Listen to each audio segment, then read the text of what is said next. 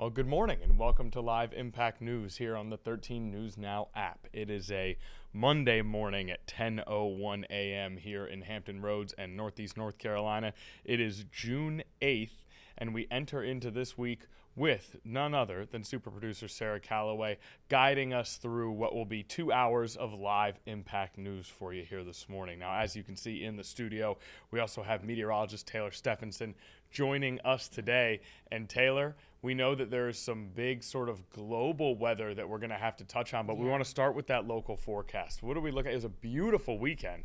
Will that continue? Well, yeah, it was beautiful. Definitely great beach weather for us here for a coastal community. Now, we have a huge drop in temperatures for today, all a part of a cold front that rolled through during daybreak this morning. And now we're going to see a cool start to the work week before things start to really kick up for us. So expect for temperatures for today and tomorrow to be relatively cooler compared to what we're seeing across the area for what happened this weekend and what will happen starting on Wednesday into next weekend, where temperatures today will be about 10 to 15 degrees below normal for this time of year. Tomorrow will be right near normal. And you would think, okay, why do we call it cool, right? It's all relative. By Wednesday, we're already right back into the 90s. We're getting close to 100 degrees by Thursday, and we're going to stay in the 90s through at least the weekend. But paired with that will be that higher heat and the higher humidity. Now, the higher humidity means that we'll see more cloud cover, it will feel more hot, and we'll see the opportunity for afternoon and showers and thunderstorms. And that will really kick up, especially on Thursday, but we do have a slight chance for those thunderstorms on Wednesday as well. And this, I don't know why the beach camera decides, like, hey, let's not cooperate with Taylor today. This is the second or third time we've had to reset the beach camera. So, Sarah, could you pull up a sky view for me? We will note for the viewers at home, that is not what the oceanfront looks like right now. At all. Our camera has gone down. This is what the oceanfront looks like. That is what the oceanfront looks like right now. And you can see it's very breezy. People are out and about enjoying the day, though. Temperatures at the oceanfront around the area in the upper 60s and low 70s. You can see the winds are gusty, though, up to about 25 to 30 miles per hour, and also seeing those white caps from the boardwalk view from our Dairy Queen camera. So not a bad day at all. I just came back from outside. It's nice in the sunlight. It's one of those days where if you step in the shade, it is a little bit cooler, especially if you live or work in Norfolk, Virginia Beach, the Outer Banks, or the Eastern Shore. You step in the sunlight, not terrible. Shade is going to make you feel a bit cooler. Now, heading back to Max 1, you can see that satellite and radar for us is showing that cold front is now down into central North Carolina. So it has passed through the entire viewing area for us here in Hampton Roads and northeastern North Carolina. It also brought an isolated shower or two this morning to extreme south central Virginia and through northeastern North Carolina. Most of our area, though, a little bit unscathed from the rainfall that was associated with this front. Even the rain that was produced from this front was very isolated in nature. You can see from satellite and radar that we do have some thick cloud cover over portions of the northern bay and over the waters of the Atlantic. As we continue throughout the day today, because of the cooler, drier air settling in behind the front, plus the gusty winds from the northeast pulling in some cooler air, temperatures will struggle to climb today, especially around the coast. We'll be in the mid-60s to mid-70s at best. Inland, we will make it to the low 80s, but as you see later on this afternoon, temperatures still stuck in the upper 60s and mid-60s to the low 70s around the eastern portion of the viewing area, heading west, upper 70s to the mid-80s. Wind gusts today will be as high as about 25 to 30 miles per hour. Now, tomorrow should be a really nice day Starting off in the upper 50s and the low 60s, we get into the afternoon and highs will climb into the low to mid 80s. That's right near normal for this time of year. Our normal high temperature for early to mid June is around 83 degrees. So we should be right around there. And so I will call this my pick of the week. It's going to be Tuesday, as those temperatures will be right near normal. It's kind of like Goldilocks' perfect pot of porridge. Near normal, sunny, not as breezy, no rain. I mean, you really can't ask for a better day. Definitely a day where you may want to do some outdoor exercise. If you're like, I don't feel like walking the dog today, you can definitely wait till tomorrow. Now, as a dog owner, please don't listen to my advice if you're supposed to walk a dog every day. I actually wouldn't know that. But I do think dogs get walked almost every day, Okay, right? Mostly okay. for the bathroom facility oh, well, situation. that's true. Yeah, so negate what I just said. 'Cause Yeah. I'm not an animal owner Though at there all. are days where you could just let them out in the backyard and they're fine. That back is true. there, So you don't have to know? really necessarily go on a walk Right. today. So could you go were on- right. Yeah. Yeah. So you could go on a walk tomorrow. Thanks, Connor, for the backup. Yes, absolutely. But yeah, so if you want to go out, maybe like, okay, I just want to let the dog out right now. Today, it's so breezy. Wait till tomorrow. It's going to be a really beautiful day. Now, the humidity should remain on the more comfortable side tomorrow. It's going to be Wednesday, Thursday, and into the weekend where we start to see that humidity rising. When you see higher dew point temperatures, that's a measure of the moisture in the atmosphere. The higher the dew point temperature, the more moisture we have. So you're going to see more cloud cover tomorrow because our dew point temperatures will be higher. You're going to see the chance for rain tick up later on this week because the moisture content will be higher. But then you pair that with hot temperatures in those 90s, and it's going to feel more like the triple digits as we get to around Thursday and Friday. Now, I do think this specific model is underdoing the temperatures. I'll show you my forecast in just a moment, but I think that our temperature should be hotter than this Wednesday, Thursday, Friday, and really Saturday and Sunday. Now, I do like this model because it will show you 10 days out, where here at 13 News Now, we only forecast up to 7 days out, and it kind of gives you, okay, what can I expect in the next week and a half to up to 2 weeks? And it looks like our summertime pattern, hot, humid, will stick around through at least the middle to end of next week, which takes us close to Harborfest, Juneteenth celebrations, and Sail 250. Now, speaking of the hot, humid weather, of course, it's hurricane season. It started on June 1st. It also is meteorological summer, and we'll start to see the ocean temperature starting to get warmer. Today, the buoys for the Bay and the Atlantic ring in around 71 to 73 degrees. So already starting to see that climb. Even for someone who doesn't necessarily like cold waters, I actually was in the Bay on Sunday yesterday, so I can say it's definitely warm enough for you to at least, stand in the water, enjoy a little bit of water time. I don't know about Okay. going underneath the water, Yes. but definitely standing in the water, it's okay. But right now, tropics are super quiet, and we'll talk more about the tropics once we get to a look of the tropics outlook for the Eastern Pacific once we take a break and come back. But as you see the cold fronts out of here, again, another look at your hour by hour forecast, temperatures will be in the low to mid 70s now, but as the cooler air continues to settle in, we'll slowly cool off through the afternoon as highs get closer to around 73 degrees today, 75 degrees, and then we'll be by around 70 by 4 p.m. We get into the evening time, and we're in the upper 60s around the coast with some upper 70s inland. Now, look at this huge climb we're going to do. Mid 70s today, low 80s tomorrow, low 90s by Wednesday, and then Thursday and Friday, highs near 100 degrees. That's not the feels like temperature, right? That's just the actual air temperature. Tack on the fact that it's hot and it's humid, it's going to feel more like the triple digits Thursday, Friday. Now, we have the chance for isolated scattered showers and thunderstorms Thursday through Sunday. Good news is the highest heat won't stick around through the weekend, though it still will be prime beach weather, low to mid 90s Saturday and Sunday, but just make sure you keep an eye to the sky as the chance for isolated showers and thunderstorms continues into the weekend. All right, very good. Very thorough there. We got a 10-day, we got a 7-day, we got a 5-day, and we are ready for another very hot week and potentially some rain towards the end here. I did want to remark on a graphic from some time ago where I believe Hunter Forrest has told me it is Craig Moeller standing in the backyard on the pick of the day graphic. I didn't know if it was Craig or Hunter. I I was just like, it's not me. So obviously. Hunter said it was Craig, and I just want to say, if it's going to be 82 degrees out, you're in the backyard grilling out, The blazer with the khakis, no socks, No bueno. into the loafers. Craig. Yeah. Cartoon Craig, you got to get it together. You got to do man. better. That's just not right. It's not comfortable. Well, we'll have to ask our graphics expert, Evan, because he said he has to make me an emoji for this. So we'll see if we can add one that's more of a Cookout Craig. Cookout Craig. Very good. I like that. Cookout Craig. We're going to get him in there. Okay, that does it for our local forecast here. We're going to take a break. When we get back, we're going to talk more tropics, and we're going to talk about a major weather event impacting some other parts of the globe. We'll be right back on Live Impact News.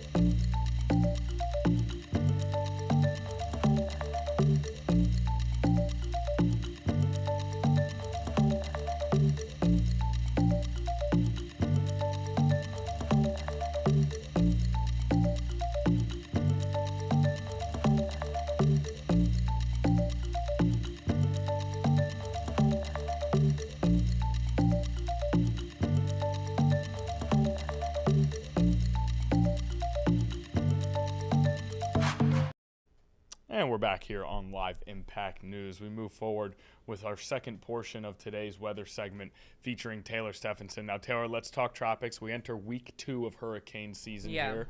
What are we looking at? So week 2 of hurricane season for the Atlantic, same as the first. Not really seeing much. So we are not expecting any tropical activity at the moment over the next 7 days in the Atlantic. And I do want to make sure, too, because the Hurricane Center does update stuff right around 11. And sometimes if they see something, they may say something a little bit earlier. So I do want to check just to make sure that nothing has changed in the meantime.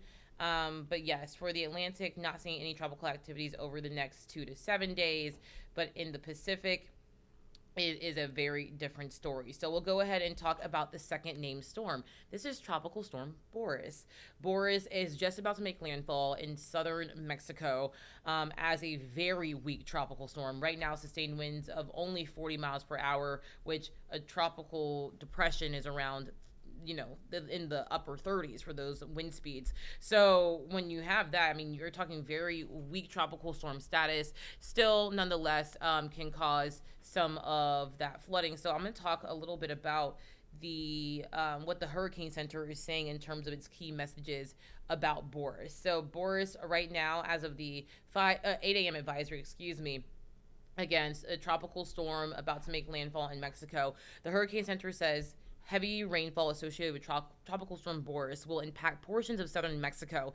This rainfall may produce life-threatening flooding and mudslides, especially in the steep terrain of southern Mexico. Tropical storm conditions are expected to reach the coast of southern Mexico later on today, and it looks like landfall is right around noon local time, so probably around 1 p.m. Eastern, which would be noon Central. So watching out for that. Of course, our affiliates, especially CNN, may have some stuff on Boris later on today. But for the United States, there is no threat from Boris there. Boris is also moving so slowly northeast at 2 miles an hour. Think about that in terms of a treadmill. If you're walking at 2 miles an hour, that's pretty slow on a treadmill. I mean, that's very like casual pace. So that's I don't mind it. I mean, I don't mind a 2 mile per hour. I didn't say that. I like a nice little stroll, but it's moving so slowly. So if it continues to move slowly while it's overland, that could cause more issues in terms of flooding there in southern Mexico. Now, we have Amanda, and I'm going to stop this right about here if I can get my graphics to stop. There we go. So you have Amanda here. Amanda is now a post-tropical storm. Well away from Hawaii, south and west of Hawaii. But that is just going to be a post-tropical low. Now, this is another area. So you see that huge area of cloud cover, and I'll like take my clicker out here. This huge area of cloud cover, not where the red oval is, but here, this is Boris. So Boris is pretty large. The center of Boris right about here. This is our next tropical wave. This has a 90% chance of becoming a tropical system over the next 2 days. And so we are watching for that area. The Hurricane Center says about that area, which is now the tropical or Invest EP92, showers and thunderstorms are continuing to show signs of organization with the Association of Low Pressure Offshore of Central America. Environmental conditions appear conducive for more development of the system, and a tropical depression is likely to form within the next day or so as the system moves slowly northward and then northwestward towards the Central American coast. Interest in the Pacific coast of Costa Rica, Honduras, also El Salvador, Guatemala should all monitor the progress of the system as heavy rainfall and life-threatening flash flooding are possible through the middle portions of this week. And of course, if you want more information, head to the Hurricane Center, or you can even head to 13 News Now. We have a hurricane guide to help you with that as well. But again, that's Costa Rica, Honduras, El Salvador, and Guatemala, who are all in that range of being impacted by this system. So just pay attention to that. If you have friends or family who live down there, if you have friends or family who are traveling to Central America during this time of year, I would say as a meteorologist, because of hurricane season, try your best to not try to plan vacations to, the hurricane zone, which is going to be Central America, anywhere from Mexico all the way down to about Costa Rica, and then through the Caribbean, of course, Cuba, Jamaica, all the way out into the Lesser Antilles, which includes St. Martin, Anguilla, and down through Grenada. Now, you mentioned not planning things in some of those parts of the world during this time of year. On Thursday, the opener of the World Cup is in Mexico City, Mexico, and then another game in Guadalajara, Mexico. Now, both of those cities more northern, so you likely interior. won't feel Boris as much in those areas. No, they may see some showers and thunderstorms just as the load just starts to disintegrate. But yeah, because especially Mexico City is a very interior city. It's once a tropical system goes over land, it loses a lot of energy because the energy comes from the ocean, the warm waters, and so that's why even Boris looks to be very short-lived. I mean, we may not even be talking about Boris by Wednesday or Thursday of this week. Okay, very good. So hoping for all the best in those areas during this hurricane season. Elsewhere, over in Asia, there was a major earthquake that happened, I believe, earlier this morning, that has already caused widespread damage. Before I toss it to you, just a couple baseline facts here. 7.8 magnitude in the Philippines. It killed at least 32 people. That's what we know as of right now, injuring more than 200 others. In addition to the earthquake, which was offshore, there's also been tsunami damage reported in a coastal village, and tsunami waves measured as far north as Japan and south as Indonesia. And then there was a landslide in a small village as well that was triggered by this event, killing 13 people. So you see an earthquake that then leads to all of these other sort of weather events. That's a Jollibee right there, it looks like, and a high school even, where you can see the collapsing infrastructure. Any other information you have on this, Taylor? Not much. I know that a lot of questions I get are about tsunamis and how, tsunamis form. I know that the ABC reported that there was a wave that did crash onshore in the Philippines. And for us on the East Coast, we are very unlikely to see any type of tsunamis. Tsunami warnings are usually for Asian countries and the West coasts of the United States and Canada. So in terms of that, those earthquakes shake up those waves, right? They kick them up, and that's how you get those tsunamis and those really, really high waves. But in terms of that, if you're ever in a situation where there is a tsunami warning in your area or a tsunami watch, just make sure that you seek higher ground. Okay, we'll continue to keep everyone updated as we get more information.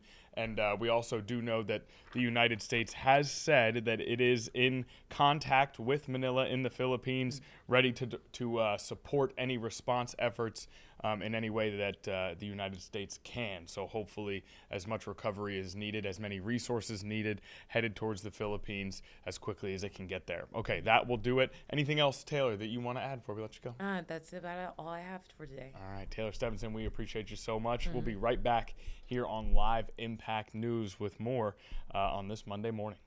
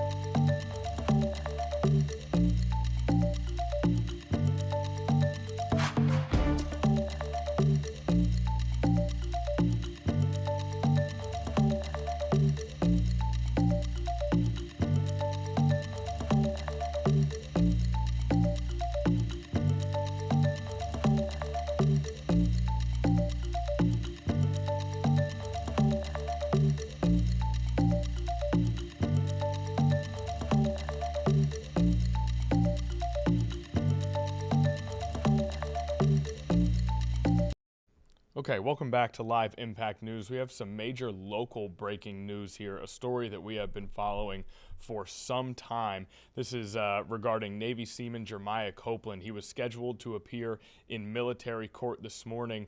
Our 13 News Now reporter Madison Schlegel has been in court on the scene reporting on this from the beginning. Attorneys had indicated that Copeland had plans to enter into a plea agreement related to the death of fellow sailor Angelina Resendez, and that would avoid what was expected to be a lengthy court-martial. We have just gotten word from Madison Schlegel here in the last minute or 2 minutes that plea deal has in fact been submitted by Jeremiah Copeland and his legal representation. There is an agreement to a plea deal.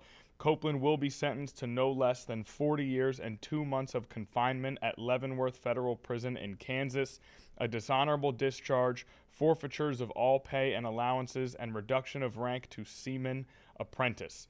So he was facing 7 charges. We will hold off at this time on the details of which charges were pled in which way, but we do know that a plea deal has been reached in the Jeremiah Copeland trial. That plea deal will lead to these following consequences for Jeremiah Copeland: no less than 40 years and 2 months of confinement at Leavenworth Federal Prison in Kansas, a dishonorable discharge, forfeitures of all pay and allowances, and a reduction of rank to seaman apprentice.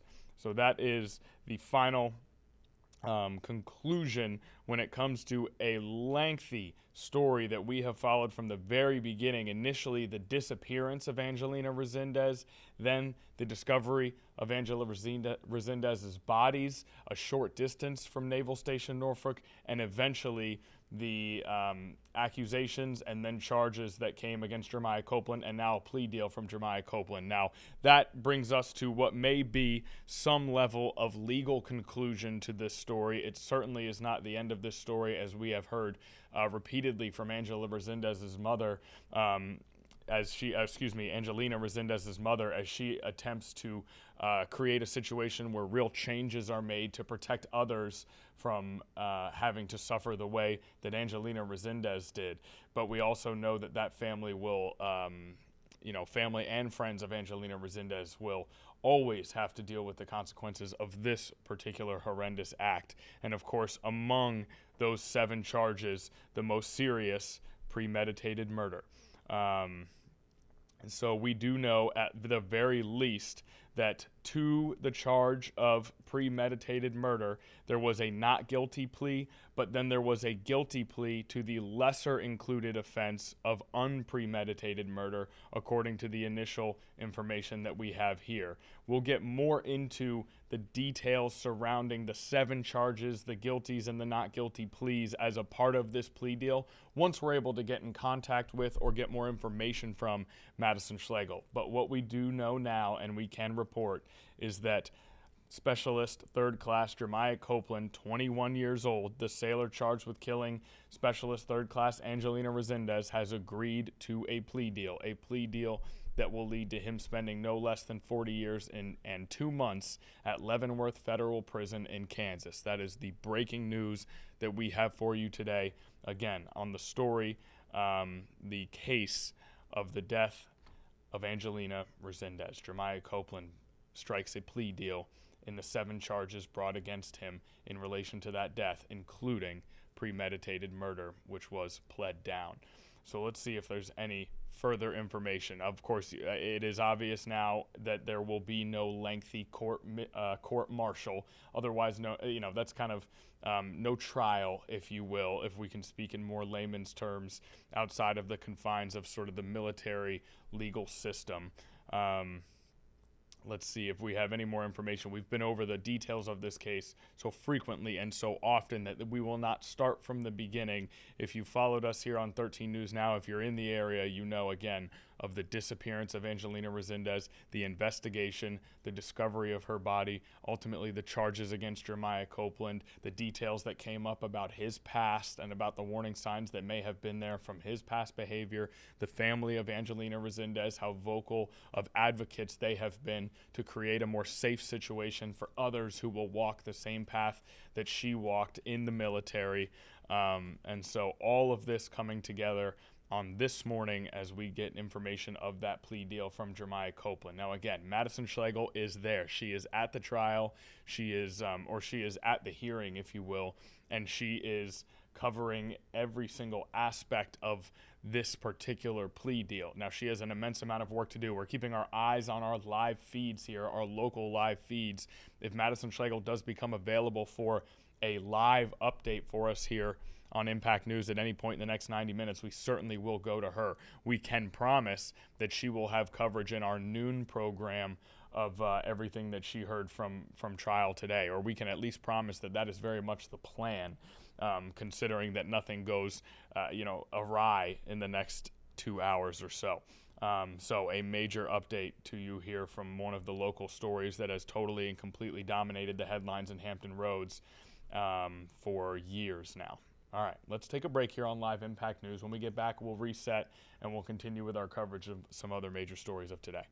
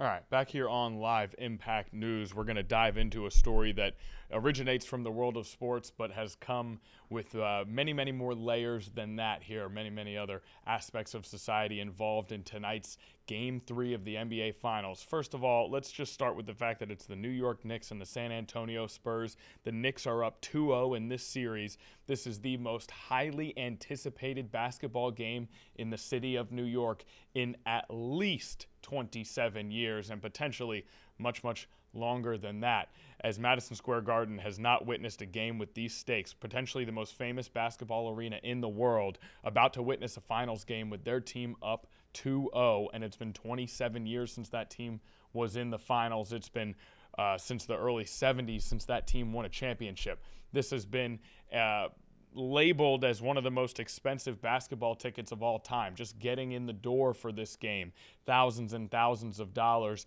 New York City considered to be one of the meccas of basketball, right? So you've got all of that already happening. It is already a highly anticipated basketball game.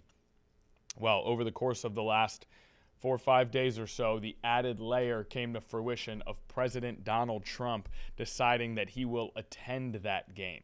Donald Trump spent much of his life living in New York City, and he now will be, I do believe, the first sitting president to attend an NBA Finals game. And that comes with a set of immense logistical challenges. Anytime the president goes anywhere, the security measures are massive. However, anytime that there is a situation where we have a uncontrolled, relatively, I mean, the goal now for the Secret Service is to try to control it, but a relatively uncontrolled environment within a massive city like New York that already is anticipating tens of thousands of people flooding the area. And now you're bringing President Donald Trump, who again has just even recently had multiple violent instances occur at the White House. We saw a shooter out on the White House grounds. We saw a shooter at the White House Correspondents' Dinner, of course. So there have already been, just here in this second term, multiple violent instances directed towards what appeared to be either Trump or a building that Trump was in. And so now he heads to the NBA Finals, and not just the NBA Finals, but one of the most highly anticipated games in NBA Finals history in terms of the people who will actually be in that city. And so with that, again, comes a massive amount of logistical challenges that are being worked out as we speak. We know that viewing parties outside, pregame celebrations outside of Madison Square Garden have already been canceled for the most part. And so this is something that will be very interesting to see in terms of how this changes the complexion of an NBA Finals game. And yes, Donald Trump, first sitting U.S. president to attend an NBA Finals game, in part because of how logistically difficult it is. Now, there's another layer of this, right, which is that we are in a current state in America where President Donald Trump's approval ratings are very low, some of the lowest that we've seen in some time, and the lowest for him over the course of his 2 presidencies. So what sort of reception will he get in a building like this, full of fans that are already on the highest sort of emotional tier you can be on when it comes to preparing to watch their team playing an NBA basketball game? And then there's another layer, which is that Mayor Zohran Mamdani also rumored to be going to this NBA Finals game, the mayor of New York City. Now, Zohran Mamdani and President Donald Trump actually met at the White House after Mamdani was elected mayor in New York City. The feelings after that meeting were downright bubbly, giddy almost. President Trump seemed to really enjoy his time with New York City Mayor Zohran Mamdani. Now, that is at least somewhat surprising because Zohran Mamdani is not only a Democrat, but has oftentimes been reported as a Democratic socialist, whereas President Trump, of course, a conservative Republican president in office. So there are a lot of factors at play here, all coming together in New York City, potentially still the most important media market in the world, that will play out tonight in Game 3. And then we tie it all the way back to the beginning, where there's a basketball game still that will need to happen that is absolutely critical to two teams who, while the world of politics and the world of everything outside of sports sure does trump the importance of sports, excuse the language choice there, for the players playing in that game, this is the most important goal in their lives, and they will now be forced to deal with an added layer of what is already the most difficult and highly scrutinized times in their professional careers. So a lot happening in New York City tonight. We actually have a press conference from New York City in which they speak about the security challenges that are to come. Yes, I got you, Sarah. Sarah's keeping me on track here, as she so often does. We have a press conference that is about what I've been speaking about specifically, right? We're going to get to that press conference eventually. We're going to stay in New York, but we're going to go out to New York live because speaking of logistical challenges, the World Cup starts later this week. New York City and New Jersey preparing to host the World Cup later on this week. So there's a lot going on in New York and the East Coast and the world at large. And out in New York City right now, along with Zoran Mamdani, officials are talking about the FIFA World Cup coming this week to the stadium where the Giants and Jets play. Let's listen in. Produced by global citizens as well, curated by Chris Martin, from Coldplay with Shakira, Madonna, BTS, performing. I mean, everything is done and will be done to make everyone enjoy and be happy. And everything that we do as well, we do it, of course, from here, but for the entire world. We are investing in soccer everywhere, in football, in every one of the 211 countries which are part of FIFA, in order to give to these children the right and the opportunity to dream, to become a football legend, a soccer legend. And I'm very honored and proud to pass now the floor to one of the greatest legends ever of our game, who as a child had a dream to play football and to become what he became. He did not play in a World Cup, but it is as if he won many World Cups, because he won in his performances the hearts of millions and millions of people, not just in Liberia, but all over the world. Thank you very much for listening to me, and now I pass the floor to the great George Weah.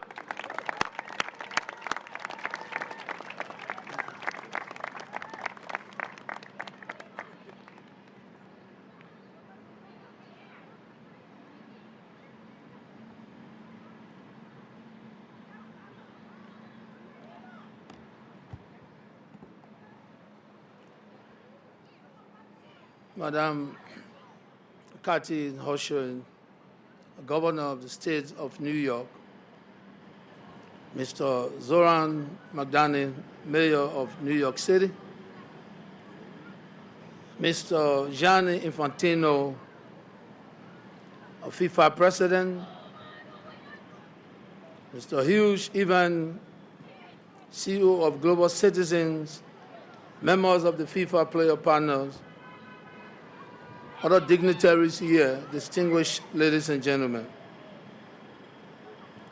I would like to express thanks to Mayor Mamdani and the people of New York for hosting the FIFA Arena here at the historic Central Park in New York City. The FIFA Arena is a global project being executed under the leadership of President Infantino and the FIFA family that is providing a safe and durable platform for young people around all walks of life, develop skills and play the beautiful game. Let me commend President Infantino for such a project that continues to make impact throughout the world. It is my belief, Mayor Mamdani, that given its diversity, the city of New York will be a great host for the Central Park FIFA Arena and will allow young people from all backgrounds to play and enjoy football, or soccer as you call it here. Football or soccer is more than just a game. It is a way of life for billions of players, officials, and fans all around the world. Our game is the best and most beautiful game in the world. However, for us to make it even more beautiful, we all must work very hard to kick racism out of football. We have an obligation to do this not just for ourselves, but for the sake of humanity. May I extend thanks to all of you here today, and may we all have a great FIFA World Cup in the next few weeks. I want to say to my colleagues, the FIFA player panel, for their work to make sure that racism is out of this game. I heard my good friend say, from the level I play, I did not play a World Cup. But it's good. Sometimes you don't have it all. But you must do what you can do to encourage other people to also lead. So those that play World Cup, they are my friends. I decided not to play for any country, but to play for my country. Today, my son is playing for the United States because he made a decision. And we must respect people's decisions because it's good for them. So that I'm glad, but I got a lot of friends that play World Cup, and I just want you to know that everyone have a chance. And I made use of my chance to play for Liberia. I'm happy, and I want you to allow me to bring Mr. Hughes on the podium so he can express his view. Thank you very much, and good to see you.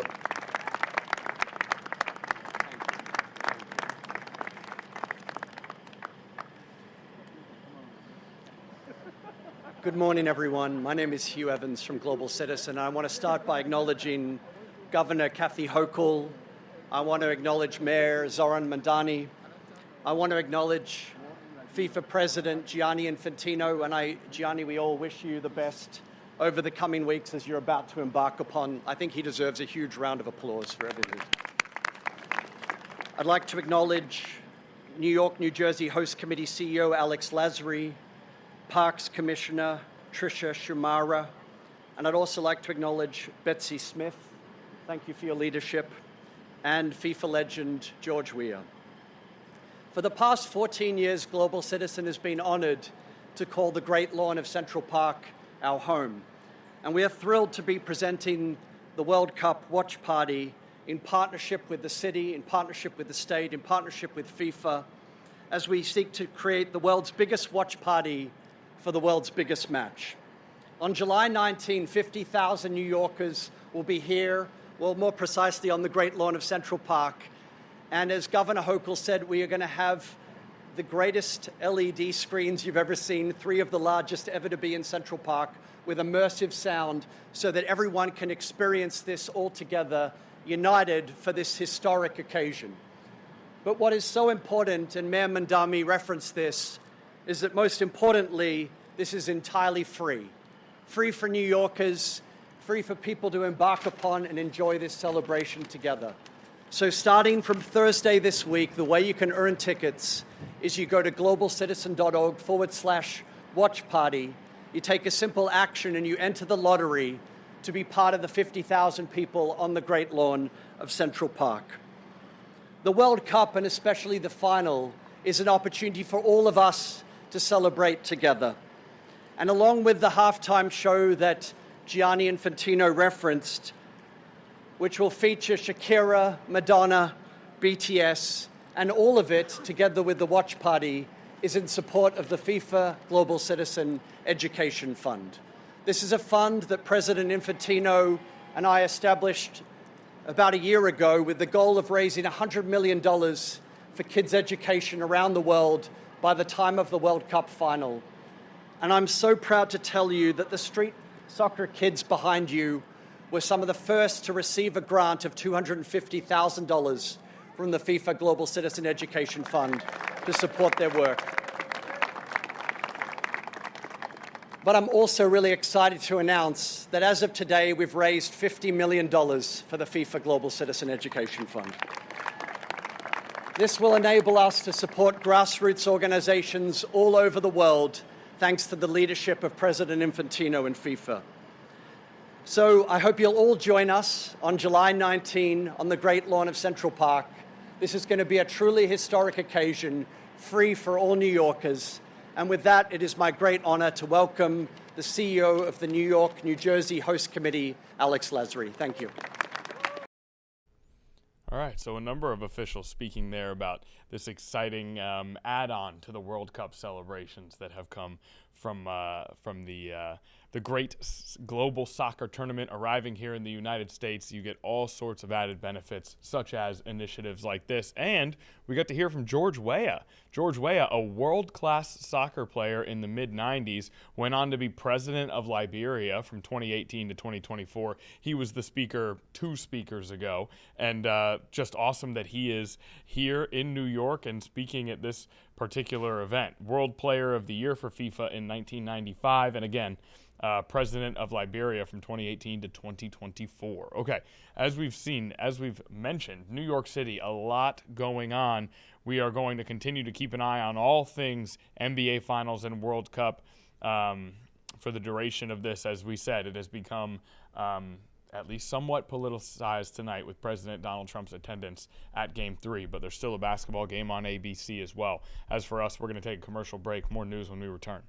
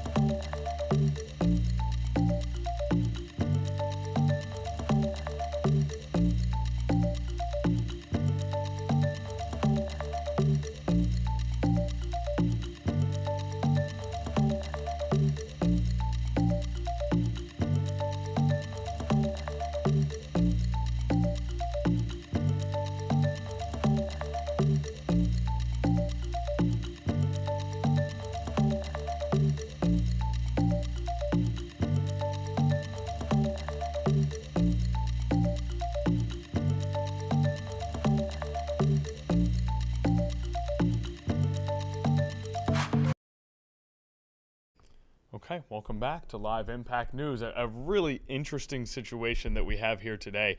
Let's go over our major, I'm sorry, Sarah, I know you already put up our triple box here.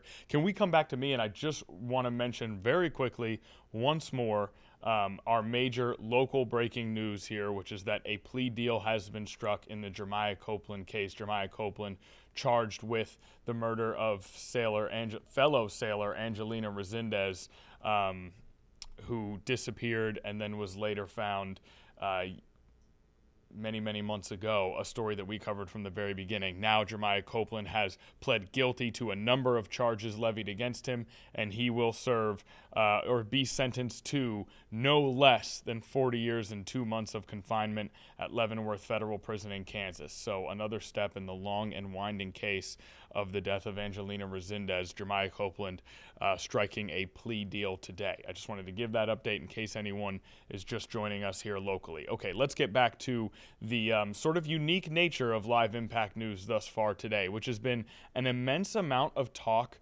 regarding New York City. Yes, New York City, just up the coast here in the Mid-Atlantic region. And what you'll see is the two different events that are both being covered very, very strongly here. One is the NBA Finals Game 3. Now, this is, and then on the bottom of your screen, FIFA World Cup, which kicks off Thursday, June 11th. And then there are games at MetLife Stadium where the Giants and the Jets play just over the state border in New Jersey that are coming up later this week.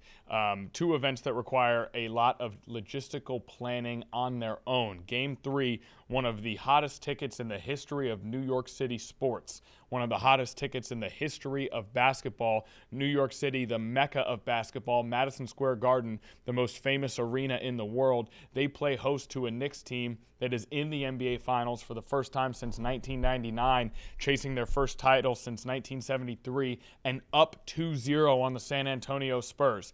If that was where the story ended, this would be a massive night in New York City, a massive night in Manhattan. That is not where the story ends, because President Donald Trump has decided he will attend Game 3 at Madison Square Garden, which means he will become the first sitting president to attend an NBA Finals game. And digging below the surface, there may be some...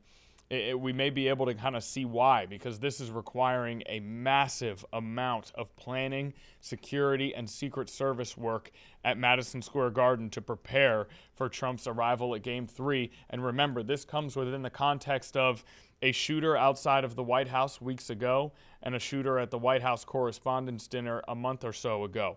All of that happening in the lead up to what will be a major public appearance here at an event with tens of thousands of people in the arena and perhaps even more just outside the arena, who are all, up until the moment this was announced, just absolutely beyond enthusiastic, focused, excited, and energetic for this Game 3 in New York City.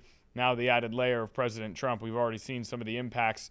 There will be no watch party outside of Madison Square Garden today. There are thousands of fans that go to those watch parties outside the stadium, outside the arena, to watch the game on a big screen. That will not be happening with the president's arrival.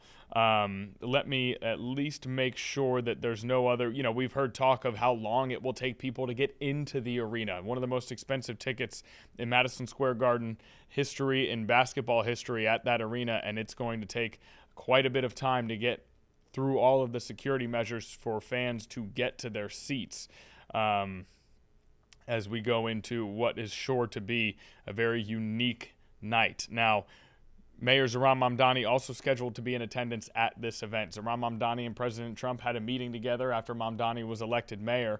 Trump came out of that meeting with what at least publicly appeared to be very warm feelings towards Mamdani, despite the fact that they sit on very different sides of the political spectrum. He also will be in attendance at this game, keeping an eye on the reaction to President Trump by the New York crowd, and then the reaction, if Mamdani is, if we're able to get a sense of that, at least viewing on ABC from our living rooms. It'll be a lot of context that's included in what was already one of the more highly anticipated basketball games that we've had here in this century, really. So an interesting night in New York City, and we also had a press conference from earlier today where officials spoke about that serious security situation that was in place now ever since the announcement of Trump's attendance at Game 3 came about. Let's listen in, get another piece of insight into just how complicated this is, just how much security will be present here. Good morning, everyone. Tonight is Game 3 of the NBA Finals, and it is an extraordinary moment for the Knicks and for fans across the 5 boroughs, a chance to celebrate this team and this run with the energy that only New York can bring. But tonight will also bring a major presidential visit. to Madison Square Garden. As you know by now, because of that visit, and in coordination with the United States Secret Service, there will unfortunately be no watch party outside of Madison Square Garden for Game 3 of the finals, and no access to the immediate vicinity of MSG without an authorized reason to be there. However, the mayor will be hosting a watch party nearby at Bryant Park, and MSG will be hosting 2 watch parties, one at Woolman Rink in Central Park and one at Brooklyn Bowl. We do expect watch parties to resume outside of the Garden for Game 4. Here is some information about what to expect security-wise for tonight's game. Tonight, in the area around Madison Square Garden, the NYPD will establish a security perimeter that runs from West 30th Street to West 35th Street, between 6th Avenue and 8th Avenue. Within the security area, 7th Avenue and 8th Avenues will be closed to vehicular traffic and general pedestrian traffic beginning at 4 p.m. Starting at 4 p.m., no one will be allowed inside the secured area unless they have a ticket to the game, a train ticket, they are going to a business inside the area, they have credentials, or they have some other authorized reason to be there. Everyone entering the secure area will be screened by the New York City Police Department. If you have reason to be in the secure area, you can enter at one of 5 designated entry points where that screening will occur. Those entry points will be located on the west side of 6th Avenue at West 32nd Street, the west side of 6th Avenue at West 33rd Street, the northeast corner of West 29th Street and 7th Avenue, the northeast corner of West 30th Street and 8th Avenue, and the southeast corner of West 34th Street and 8th Avenue. Please remember that certain items will not be permitted inside the secure area, including backpacks, bags, or alcohol.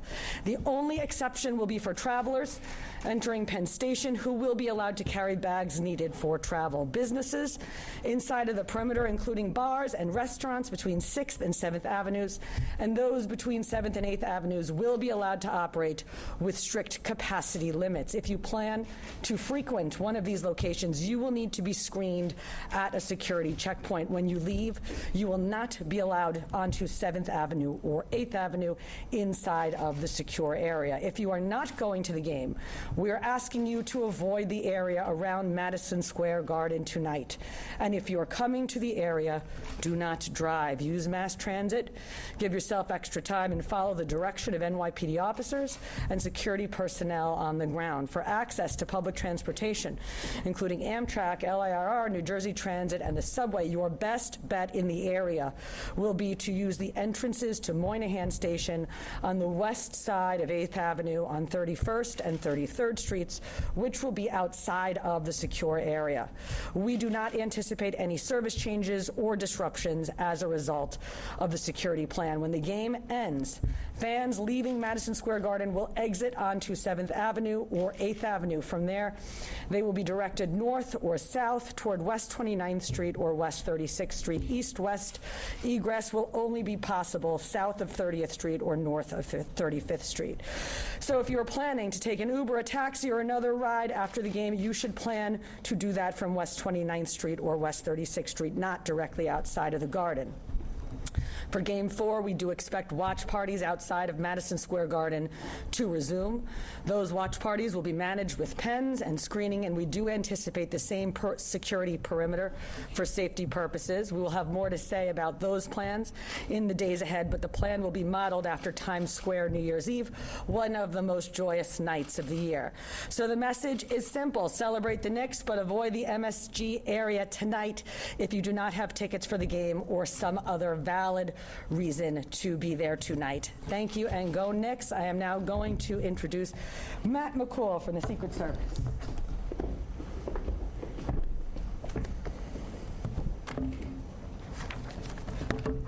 Thank you, Commissioner Tisch. Good morning. I'm Matt McCool, and I am proud to lead the Secret Service New York Field Office. This is an historic moment for New York City and for basketball fans across the world. As a fan, I share in the excitement and anticipation surrounding this game. We all know what tonight means to New Yorkers who have been waiting a long time for an opportunity like this. The Secret Service's focus is straightforward: to ensure everyone attending the game can enjoy the game and have a safe experience while we carry out our responsibility to protect the President of the United States. To support that mission, there will be enhanced law enforcement and security presence in and around Madison Square Garden. All attendees will pass through TSA-style magnetometer screening before entering the arena. I strongly encourage fans to arrive at MSG at least 2 hours before tip-off. There is a strict no-bag policy in place, and there will be no storage for prohibited items outside the venue. We do not want you to miss tip-off, so please leave backpacks, purses, handbags, briefcases, and other containers at home. Arriving early will help ensure a smooth screening process and allow you to enjoy the full game experience.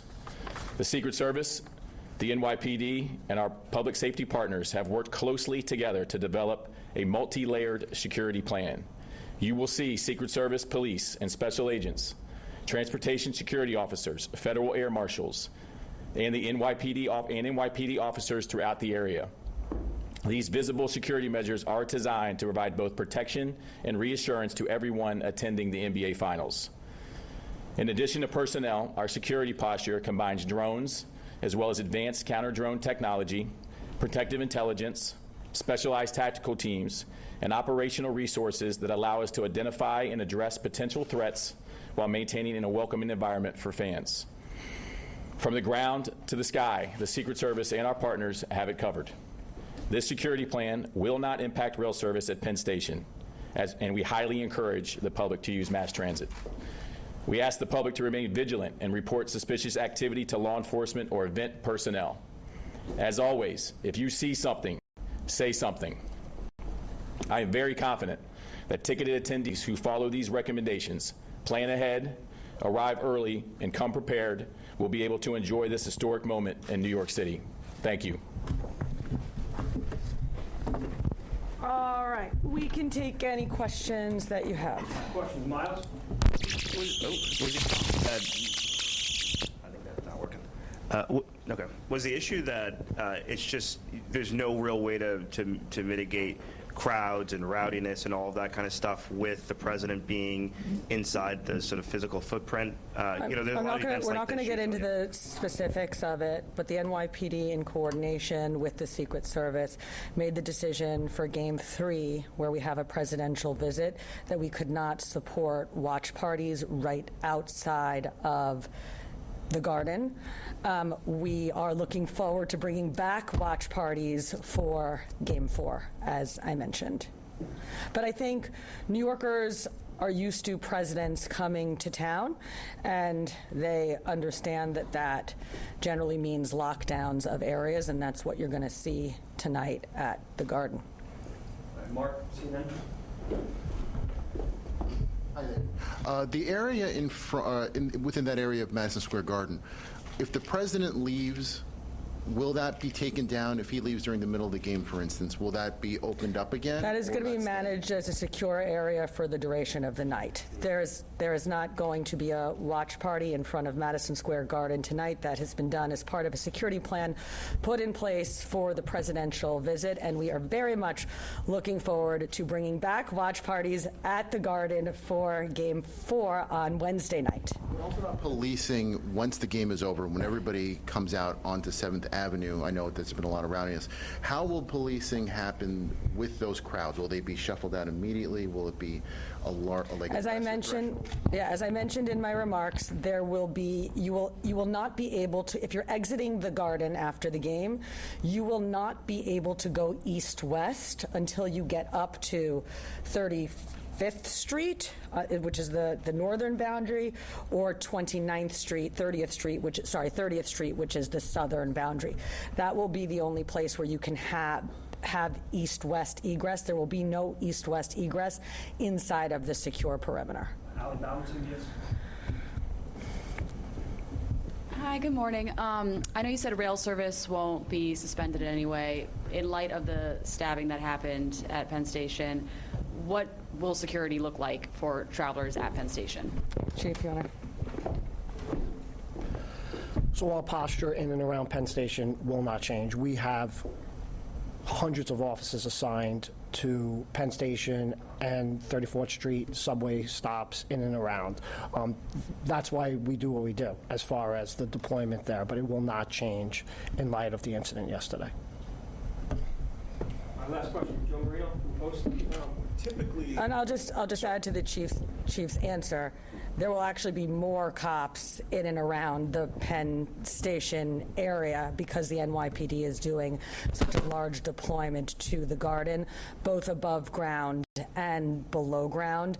That stabbing actually happened in the jurisdiction of the Amtrak police. So if you have further questions on that awful incident, please direct them to Amtrak police. in events regarding the president going to the Garden, the UFC fight, the rally, so on and so forth, usually the plaza was the main point of contention.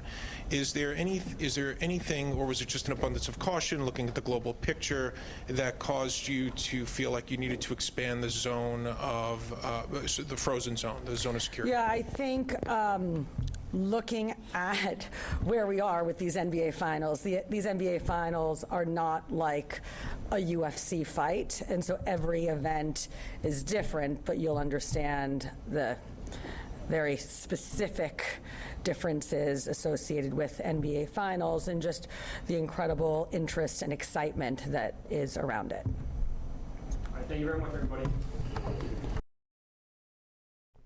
Incredible interest and excitement indeed.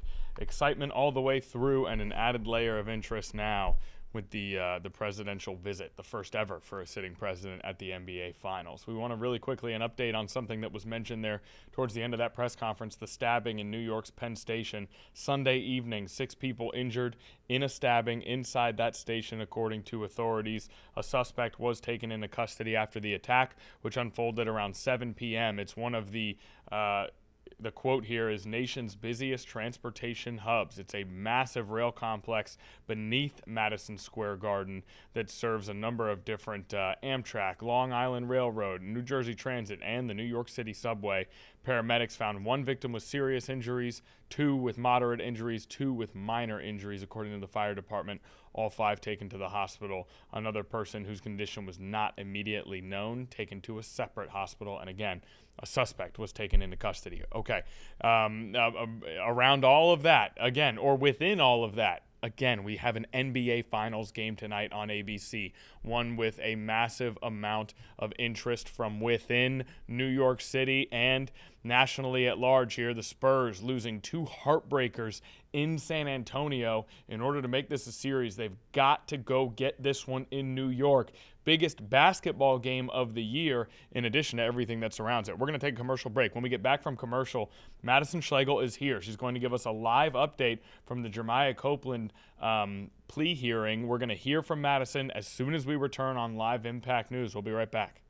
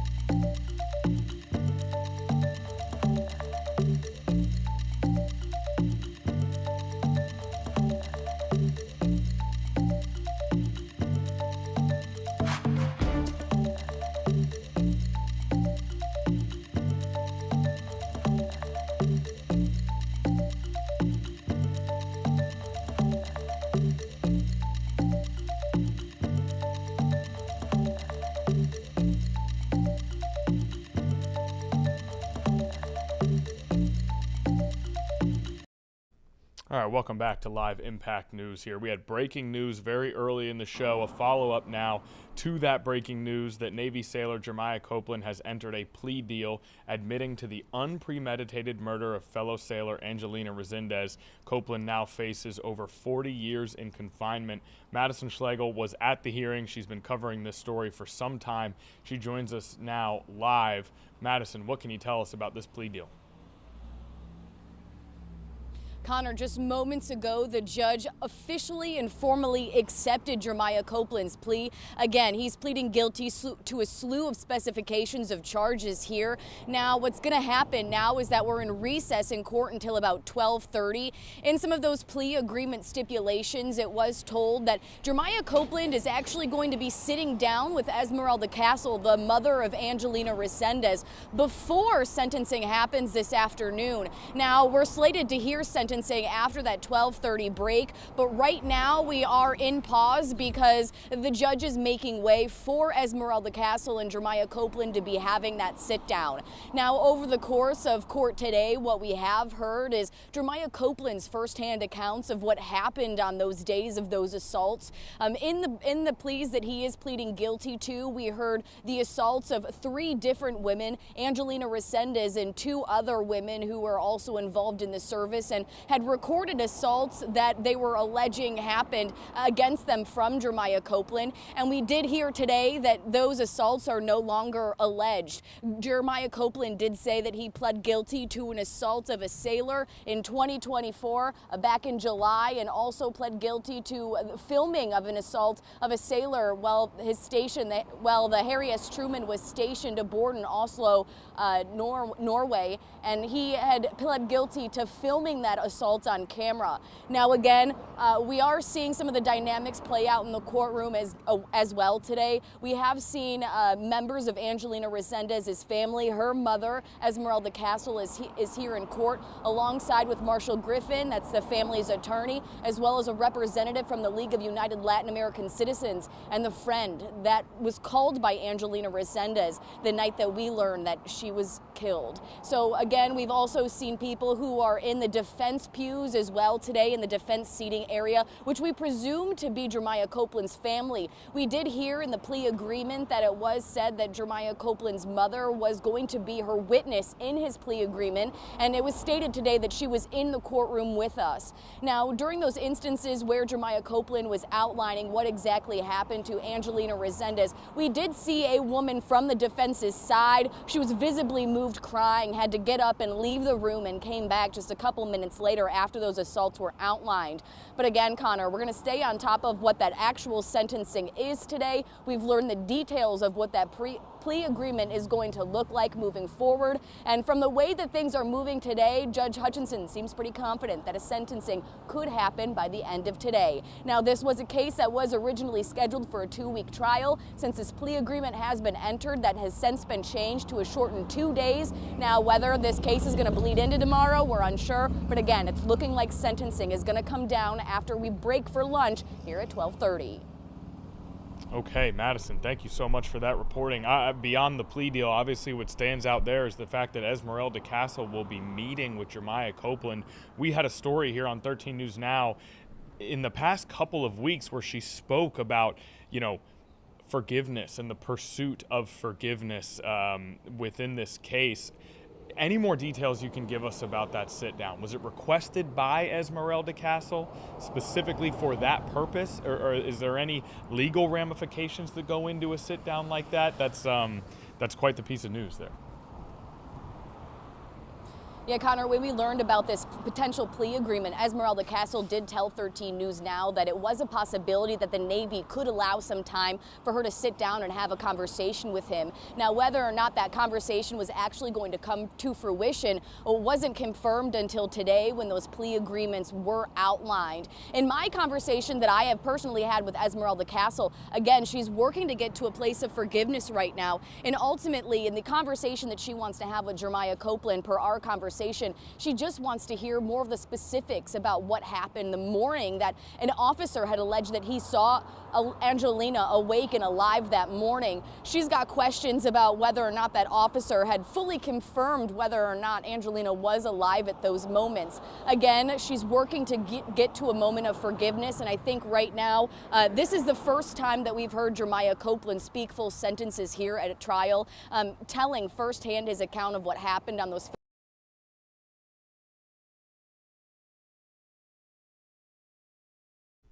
barracks closet inside of a suitcase for days until June 2nd, when he realized that he was probably going to get in trouble for this, and then insisted that he was going to move that body. Esmeralda Castle learning all of those details with us here today in court. But again, as we're breaking right now, that conversation is happening in a building right behind us with Jeremiah Copeland and Esmeralda Castle. We'll work to figure out more of what happens in that conversation. I presume that Esmeralda is going to be making some time for us after trial today to get a little bit more of the insight, and one of the first things we'll be sure to ask her is what went down in that one-on-one conversation between the two of them. Okay, and last question for you, Madison. Anything you can tell us about Copeland's disposition while he spoke in court today? Yeah, well, across the last year, his emotions in court have kind of ranged anywhere from stoic to at times laughing with his attorneys. But today, the mood in the room very serious, hearing a lot of yes, Your Honor, no, Your Honor, responses from Copeland today. Again, speaking very confidently in his answers. We do know that this Providency type of hearing where he had to answer the questions to possibly prove his guilt was something that him and his defense attorneys had been having conversations about. Not that these answers were practiced, but these were answers that Copeland did intend to give today. And you could tell that he did know those questions possibly beforehand, because all of those questions are public per the Navy's website. So again, he kind of had an inkling of what questions were going to be asked today. You could tell that those responses were thought out between him and his team. But again, in every single one of his answers that he gave today in front of the judge, his voice sounded very, very confident. Okay, Madison Schlegel live from that plea hearing, and as you heard, she's got plenty more to cover, and there's plenty more coverage to come for us here on 13 News Now. Madison, we greatly appreciate you taking a little bit of time with us here on Live Impact. All right, so that's Madison Schlegel live this morning, and she has been at that courtroom since very early this morning, and as you heard, still more to come as far as today's proceedings. She even mentioned how there's a chance that this could stretch into tomorrow. They do not know, but there also is the anticipation of speaking with Angelina Resendez about her conversation with Jeremiah Copeland, and a lot of great detail already from Madison about what some of the contents of that conversation may be based on the context. So a very, very active day in this case, one that has had many of those over the course of its coverage. So we will take another break here on Live Impact News, and when we come back, well, plenty more to come.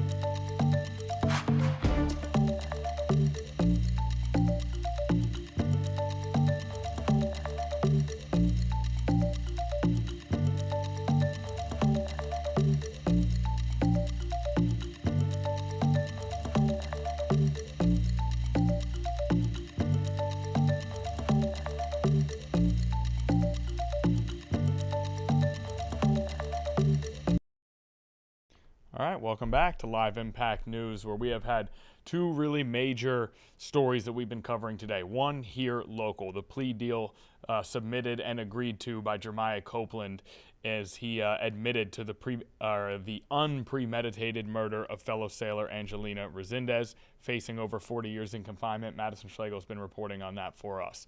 Elsewhere in New York City, we have the just very layered occurrences of this week, which is the World Cup coming up, NBA Finals Game 3 today, and then President Donald Trump's decision to attend the NBA Finals, the first sitting president to do so, creating what has been a massive logistical situation requiring an immense amount of security at an event that is really subject to chaos, with New York Knicks fans absolutely in a frenzy about their team being 2 games from an NBA Finals and now coming back to Madison Square Garden, an NBA championship, now coming back to Madison Square Garden. Zohran Mamdani, the mayor of New York, also rumored to be in attendance at that NBA Finals game, was also at a FIFA World Cup press conference earlier today. After the conclusion of the press conference about some of the initiatives that they're taking in regards to the World Cup that will provide benefit to the community, Mamdani appeared to do a Q&A with reporters. We have not gotten a chance to listen to this yet. We're going to listen to it with you on air right now. Let's hear from Mayor Mamdani. I wonder if he'll be asked and answer any questions about tonight's festivities in addition to the World Cup. So when it comes to the president's attendance of Game 3 tonight of the finals, the Secret Service and the NYPD determined that the additional security requirements that need to be in place are ones that change our approach for what the finals would be. The good news, however, is that New Yorkers will still have an incredible number of opportunities to watch the Knicks together at watch parties, as has been announced that the Knicks organization has put together watch parties here in Central Park as well as at Brooklyn Bowl. We've also announced this morning that there will be an additional watch party at Bryant Park for about 5,000 New Yorkers, where they can sign up for free starting in about 1 hour. And what this all speaks to is that we are incredibly prepared for a summer that will be memorable for so many reasons. We have the Knicks in our first final since 1999, a chance to win our first championship since 1973. We have a once-in-a-generation opportunity with the World Cup, and all of that happening alongside America 250, July 4th, the Puerto Rican Day Parade, Pride, all of the summer events that so many of us look forward to on an annual basis. And we're excited, we're prepared for this to be a summer not only that is safe and secure, but also a summer of fun. Questions about today's announcement before we move to off topic? We'll go to Heather from News 12. Hi, Mayor. How are you? Doing well. How are you? Good. A question about the 50,000 tickets. Is there going to be a cap on Thursday when people can start entering? Is there like a certain amount of number of people who can actually apply for these tickets? Will there be a cutoff like there was previously? When will people be notified? How will they be notified? What are the logistics around this? So I will have our partners at Global Citizen share some of the additional details. What I will say is that the capacity of this watch party is about 52,600. As I've mentioned earlier, 20% of these free tickets will be set aside specifically for partners in community service and nonprofits. And now we'll just have Global Citizen share any of the additional details. Thank you, Mayor. So in answer to your question, New Yorkers have become familiar with the lottery system that Global Citizen has adopted for the last 14 years on the Great Lawn of Central Park. We're going to be doing the same lottery system that we have for the last 14 years, where any New Yorker, anyone from New Jersey can enter for free, and all they have to do is read a simple article about the FIFA Global Citizen Education Fund, and they're automatically entered. That's the fairest way to make sure all New Yorkers can be part of it for free. Does that answer your question? When people will be notified? Yes. So we will notify people on a rolling basis the same way that we do. So if you go to globalcitizen.org/watch party, all of the drawers will be announced on the website later today. Thank you. Thank you. All right, we've got time for some off topics too. We'll start with Emma Goldberg from The Times. Hi, Mr. Mayor. Two quick Hi, Emma. questions. How are you? Good. For your own Knicks tickets, can you tell us who you got them from and how much you paid for them? Number two, I saw the Bloomberg reporting about the borders are talking about a surge coming to New York City, and I was wondering how much you were made aware of that and if you have any comments on how the city is going to respond. On the first question, I bought my tickets for nearly $1,000 from Madison Square Garden. I'll be going to tonight's Game 3, and I'll be standing for the duration of the game. On the second question, we have heard time and again threats of increases in immigration enforcement across our city. I want to be very clear about the fact that I believe that ICE raids are cruel, they are inhumane, they do nothing to serve in the interests of public safety. I've shared that directly with the president. I've shared that in public. It is a feeling that many New Yorkers share. And I also do believe that ICE as an entity is one that should be abolished and that we should return to an immigration system that has more humanity at the heart of it. And as much as this is an off-topic question, we're also discussing the World Cup. The World Cup is supposed to be a celebration of the world as a whole. And some of the decisions that we've seen been taken by the federal administration, be it the denial of visas for journalists from certain countries or the rejection of a visa for a coach of a team, as well as single-day visas for specific foreign national teams, this is anathema to what this tournament is supposed to be about. If we cannot even allow the players, the teams, and the journalists covering those teams to come into this city and this country, then it begs a larger question about our commitment to the spirit of this tournament. And we want this to be a tournament that reflects our commitment to us being part of something larger than ourselves, and that's the world's game, which everyone should be able to be a part of. Thank you. We've got time for two more. We're going to go to Morgan Mackay from Fox and then Liz Kim from Gothamist. Hi, Mr. Mayor. Hi, Morgan. How are you? Good, thank you. Are you going to be meeting with the president while he's here in New York City? And then also, you were saying that you purchased a standing room only ticket. I'm just not familiar. Did you get like a discount from the Garden through that, or was that just something you bought online on like Ticketmaster? So that's something that I purchased directly from the Madison Square Garden. Close to $1,000 was the price of it. And standing room only is just the section that I'll be standing in. When it comes to the president, I don't have any scheduled meeting with the president. However, I'm sure that our conversations will continue about how to serve the city. Thank you. Liz, go ahead. Last question. Just to follow up, when were those standing room only tickets released? Sorry? When were the standing room tickets released? When were you able to purchase them? We purchased them directly from the organization itself. Okay. Yeah. My question is, Commissioner Tisch has announced a very massive security zone outside Madison Square Garden for the president's arrival today. I'm wondering whether you're worried that that infringes on the right to protest. You've often talked a lot about how this is a very important right that people have. And are you worried that somehow it will suppress the ability of New Yorkers to do what they have traditionally done, which is express their displeasure with the president? I think, as you've said, the right to protest is one that is innate not only to the spirit of our city, but also the laws of our country. And the procedures that are being taken today are ones that honor that right, and they also look to ensure that we are providing safety and security for this evening. As we know, what comes with a presidential visit and Secret Service's protocols necessitate a different set of preparation than we would otherwise be taking for the finals. And we have seen what our preparation has been thus far. Game 4, and hopefully that'll be the end of the finals. We will see, thank you. We will see a very different set of preparation in the absence of the president's attendance. Thank you. That's all the time we have. Thank you. Okay, so discussion about the litany of major stories, all related to athletics and politics and geopolitics, all coming together in New York City today. Quite the week here for Manhattan and New York City at large, and we'll continue to keep tabs on it. And of course, that game is on ABC tonight.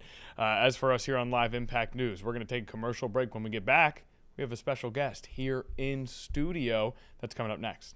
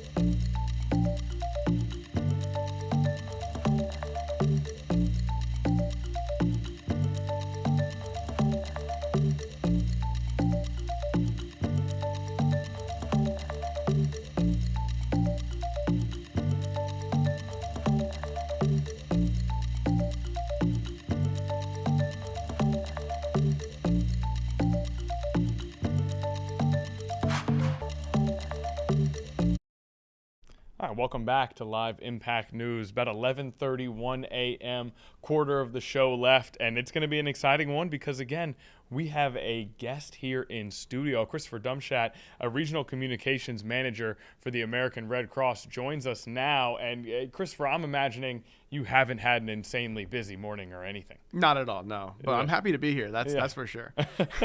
Christopher, of course, traveling up and down the East Coast because, well, you probably do that quite often, but for this particular event, we've got a major blood drive coming up here in Hampton Roads that's hopefully going to provide a lot of benefit to a lot of people.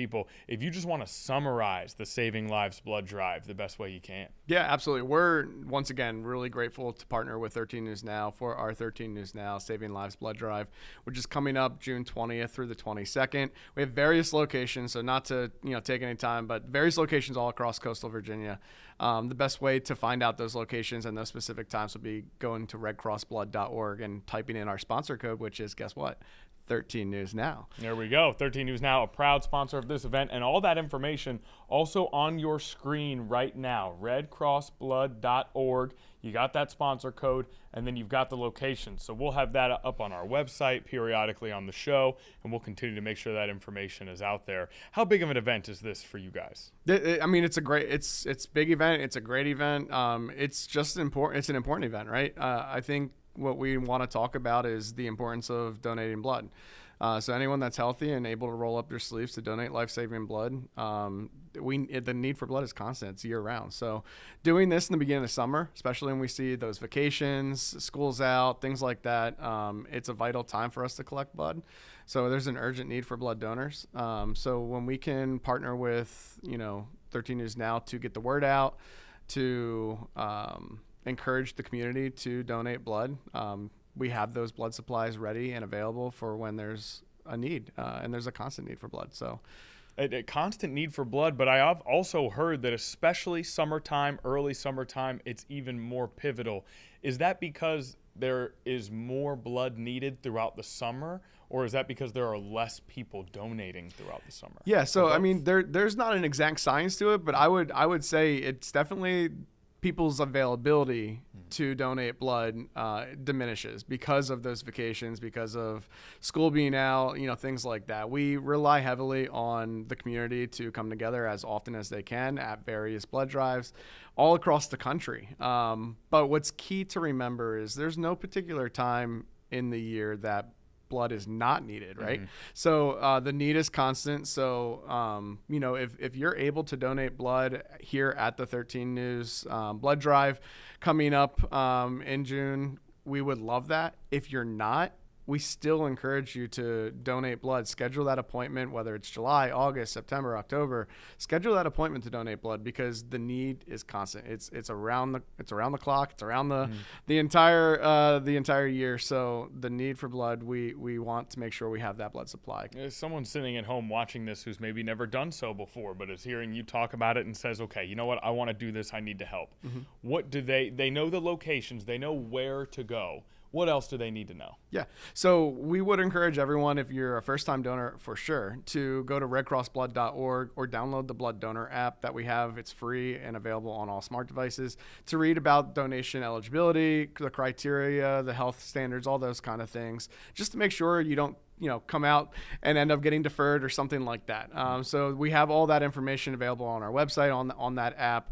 You can also call 1-800-RED-CROSS to get more information about eligibility, things like that. But if you're a healthy individual and you feel good and you want to help out, donating blood is the best way to help save lives in your community.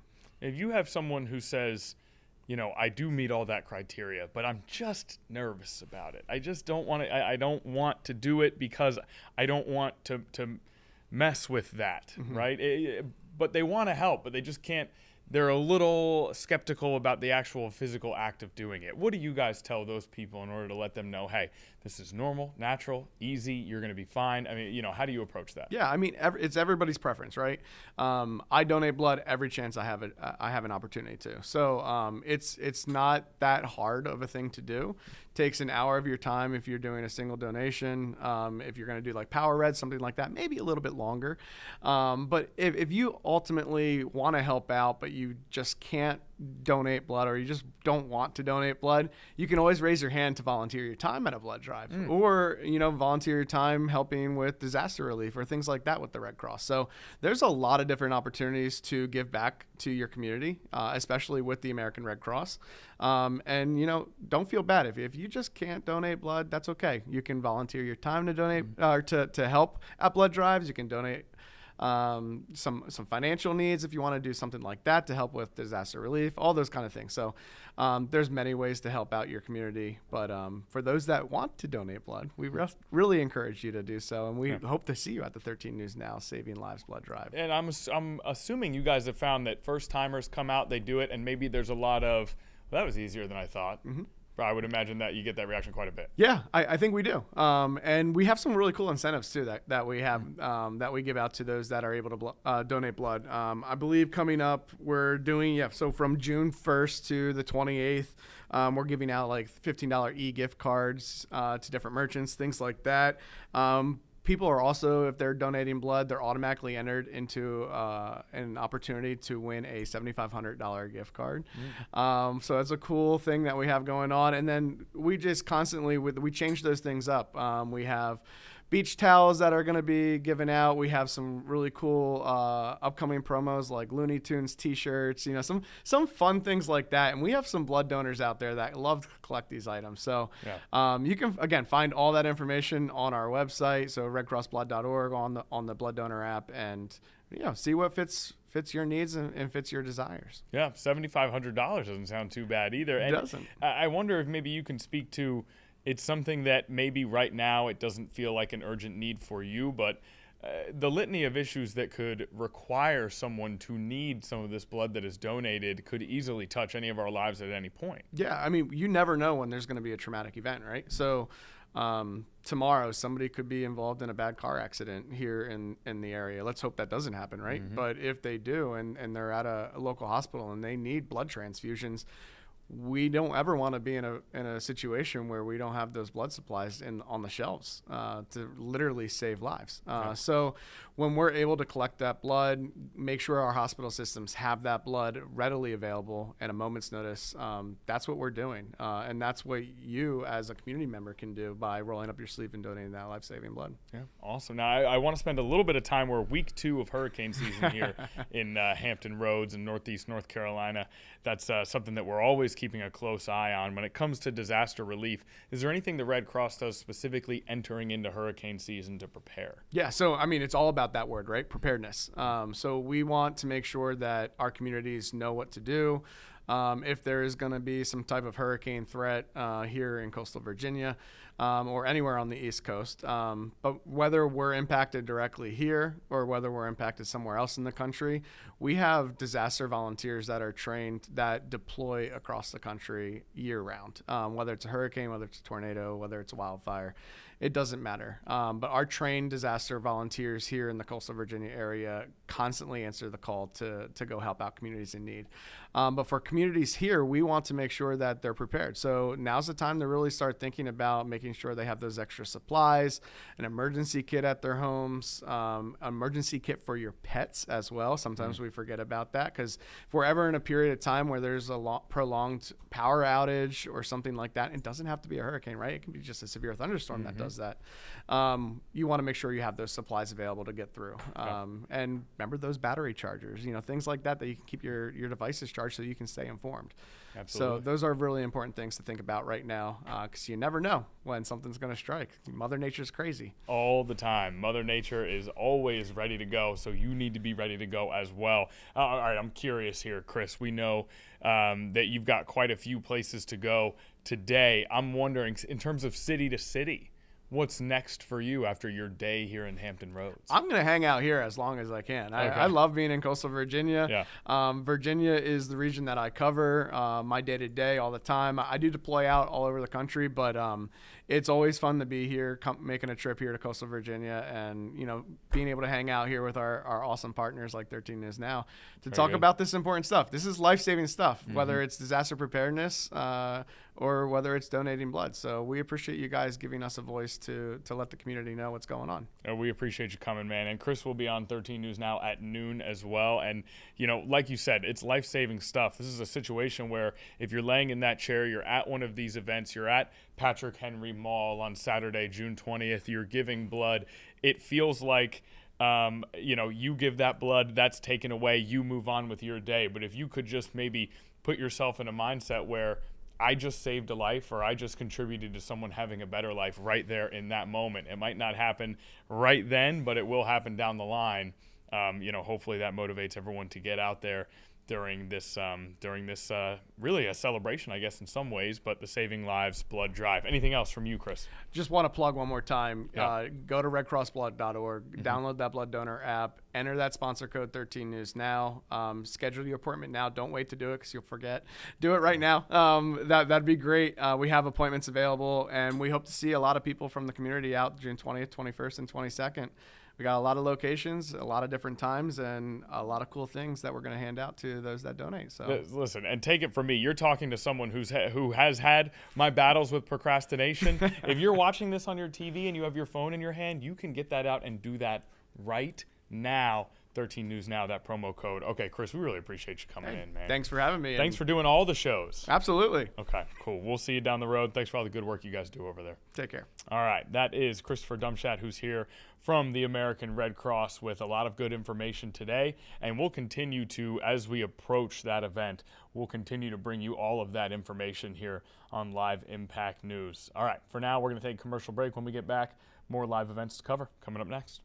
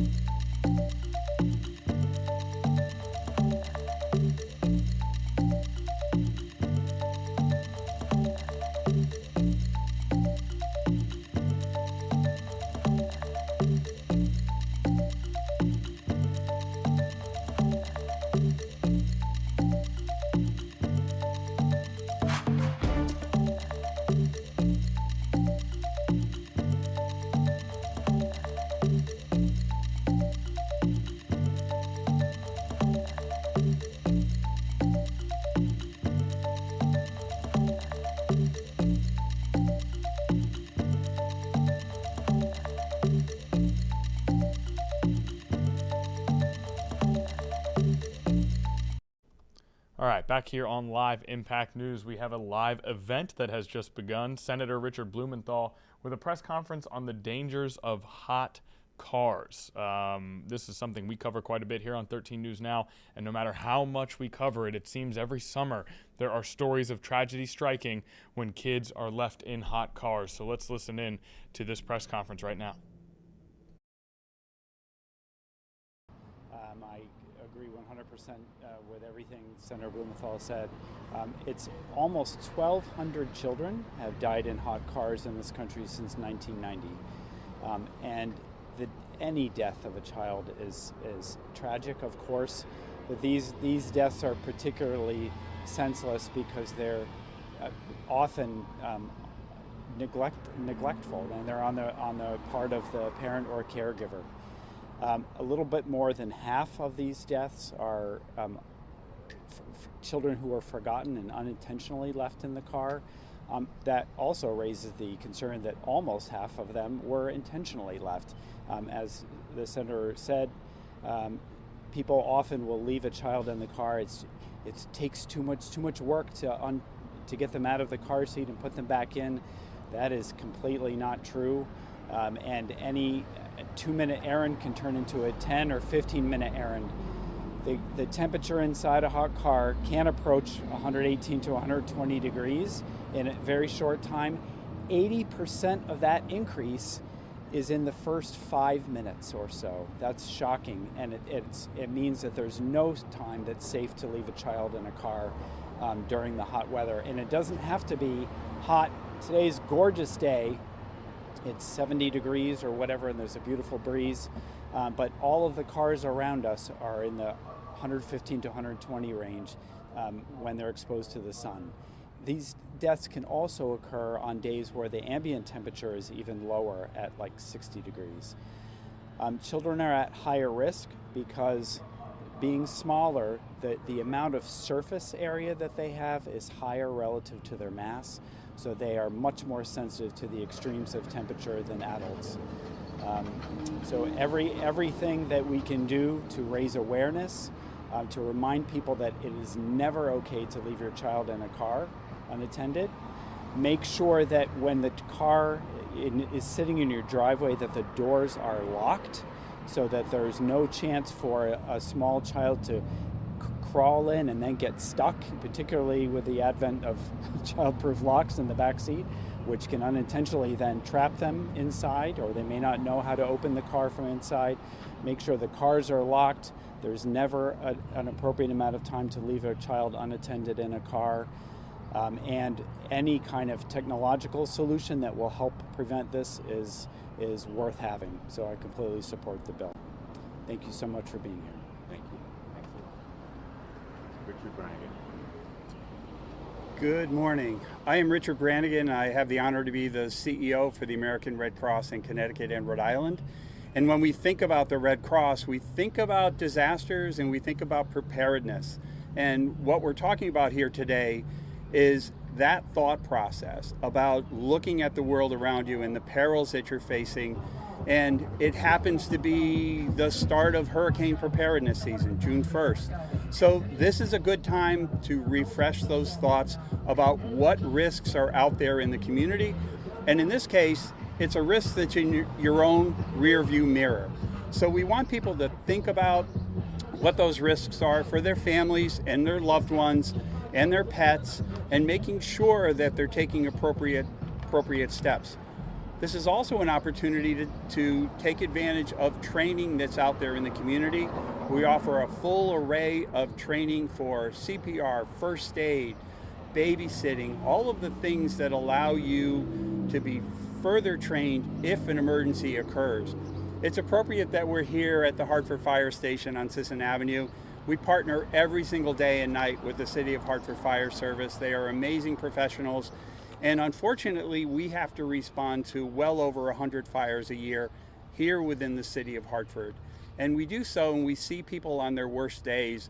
We do not want that worst day to come to you because of something you did by accident, unintentionally with your own car. So take a look around at your environment. Make sure that you're thinking about what you're doing and why.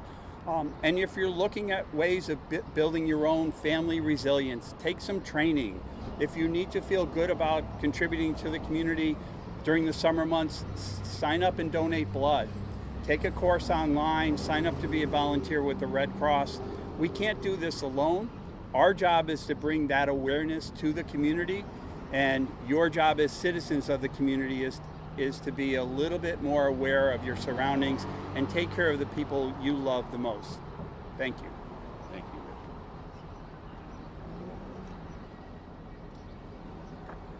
Good afternoon, everyone. My name is Captain Rivera. I'm with the Hartford Fire Department's Special Services Unit. It's always a great opportunity to team up with Senator Blumenthal, Connecticut Children's Hospital, the American Red Cross. The Hartford Fire Department always believes in prevention, and when it comes to leaving children in hot cars, any form of prevention that we can do to try to save a life, we're all about that. So Senator Blumenthal did a great job in putting out some safety tips in regards to creating a routine. You know, right now we know that a lot of parents have a lot of distractions, they're stressed, and it's easy to forget someone in the back seat. So we always urge people to create a routine, look in the back seat. We thank all the car manufacturers that put in the systems in place to give you reminders, and we're pushing for all of them to do the same as well. But we also know that there's easy access to keys now. These cars start a lot easier than they did in the past. So with the push button technology, if the kid gets a hold of those keys and knows how to turn it on, they too can get locked. So make sure those keys are locked away. And again, to the parents, we can't stress the importance of creating that routine to prevent a child from being left in a hot seat. So thank you for this opportunity. Great job. Thank you. Any questions? So, other than sending DOT a letter, what else can you do if you're saying it's law already?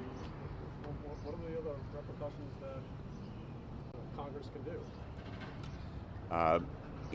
In addition to demanding that the Secretary of Transportation implement the regulations requiring the alert system, the most effective modern technology, we're going to reach out to the car manufacturers, ask them to do the right thing voluntarily, and demand an explanation why they are not taking action to adopt the most effective technology.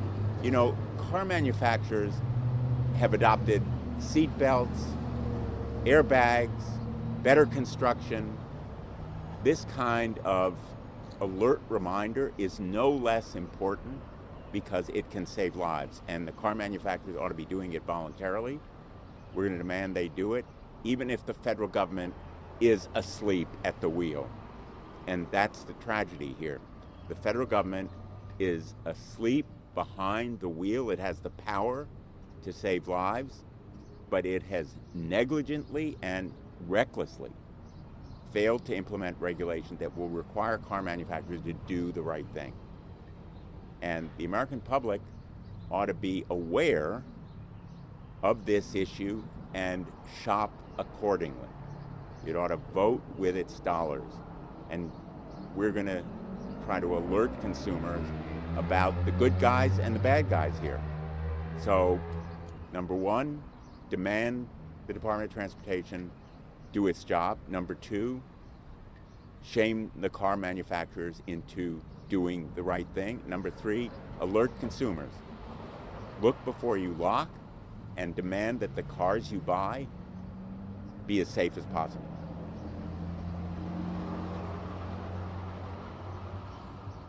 Okay, thanks everyone. All right, so there you have it.